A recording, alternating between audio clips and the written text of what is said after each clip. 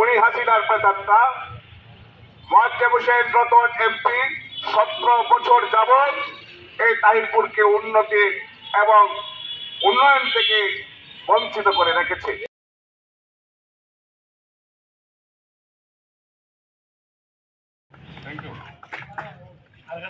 আমাদের এই মানববন্ধনে অনেক সাংবাদিক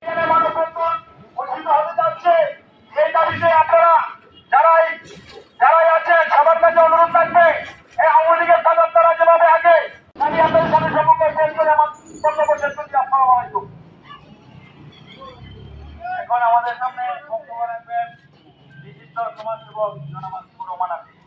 সেটা দাঁড়ানোর কথা ছিল না, কিন্তু এই মেসেজ খুনি হাসিনার প্রেতাত্মা মোয়াজ্জেম হোসেন রতন এমপি 17 বছর যাবৎ এই তাহিরপুরকে উন্নতি এবং উন্নয়ন থেকে বঞ্চিত করে রেখেছে। আমরা চাই আমরা এখন আর এই খুনি হাসিনার সরকার ক্ষমতা নেই, আমরা আমি আশা করবো আপনারা ভুলে যান আপনাদের আইনি পাওয়ার এখন ক্ষমতায় নাই।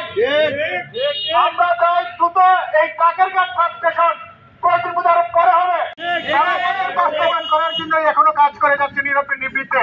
ধন্যবাদ সবাইকে, ভালো থাকবেন, আল্লাহ হাফেজ। আমার এই তাহিরপুর উপজেলা সদরে আছে স্বাস্থ্য কমপ্লেক্স, আছে থানা, আছে উপজেলা সদরের বিভিন্ন গুরুত্বপূর্ণ স্থাপনা। ছিল এই তাহিরপুরের মানুষকে শিক্ষা থেকে, বিদ্যুতের সুবিধা থেকে, বিভিন্ন সুযোগ সুবিধা থেকে বঞ্চিত রাখার জন্য আমরা আজকে মুখ্য উদ্দেশ্য হচ্ছে আমাদের তাহিরপুর উপজেলা তথা প্রত্যেকটা ইউনিয়ন, প্রত্যেকটা গ্রামের উন্নয়ন। পল্লী বিদ্যুতের জন্য ভোগান্তিতে ভোগে, কারণ কিছু বৃষ্টি হলেই করে দেওয়া হয়, দুঃখের সাথে বলতে হয় উন্নয়নের ক্ষেত্রে আমরা তাহিরপুর উপজেলা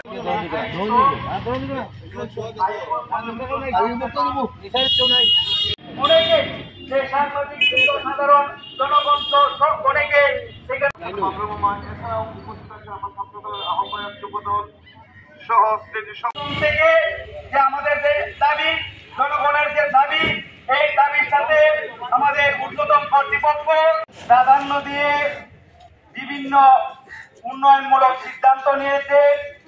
আমরা অতীতে দেখেছি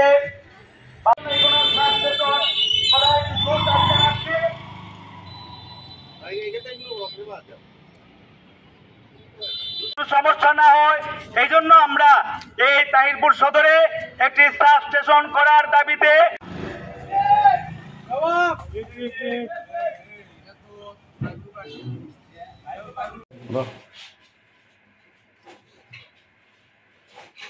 মানুষ ঠিক আছে।